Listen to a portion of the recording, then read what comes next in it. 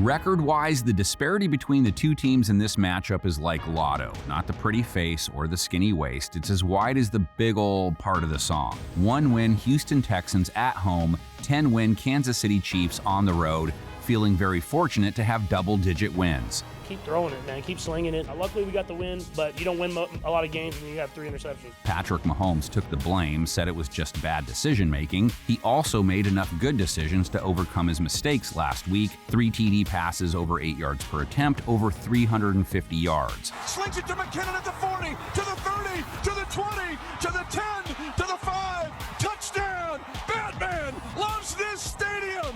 Broncos defense obviously tilted things and kept that game close. Denver has one of the best secondaries in the game, so you can attribute some of it to that. Can't sleep on Houston's secondary, though. Their pass defense was a big reason they stayed with Dallas last week, so no reason they couldn't do it again. Picked off Dak Prescott twice, held him to a 70.9 rating, holding quarterbacks to a nice low 83 rate in 2022. Dak in the end zone, and it's intercepted!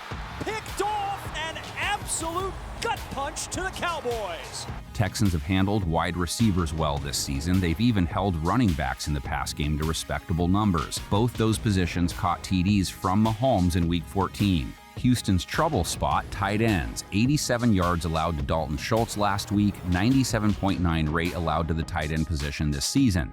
Travis Kelce, that's your cue. 71 yards versus the Broncos. Launches it downfield to Kelce. Travis Kelce, big gain. 9 targets, 4 receptions, though. One of the 3 INTs Mahomes threw was in his direction. Texans are most susceptible to runners, but they played Zeke and Tony Pollard much better than they have other backs, at least. On 4th down, Ezekiel Elliott doesn't get in!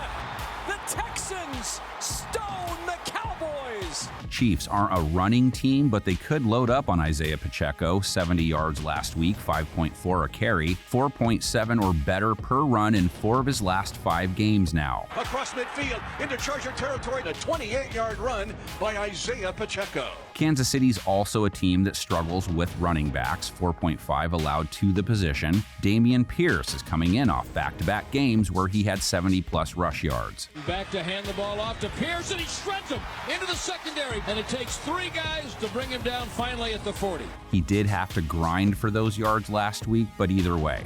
Their passing attack started in the hands of Davis Mills, 0 TDs, 1 INT, ended in the hands of Jeff Driscoll, a touchdown, no INTs. They both locked in on Chris Moore, 11 targets, 10 catches, 124 yards. And he's got the ball inside the 30-yard line. Big play to Chris Moore. Kansas City's pass defense, one of the weaker versus wide receivers. They've allowed a 100 rating overall, a 104 rating to wideouts. Brett Rippon steps up, throws the ball, that is caught.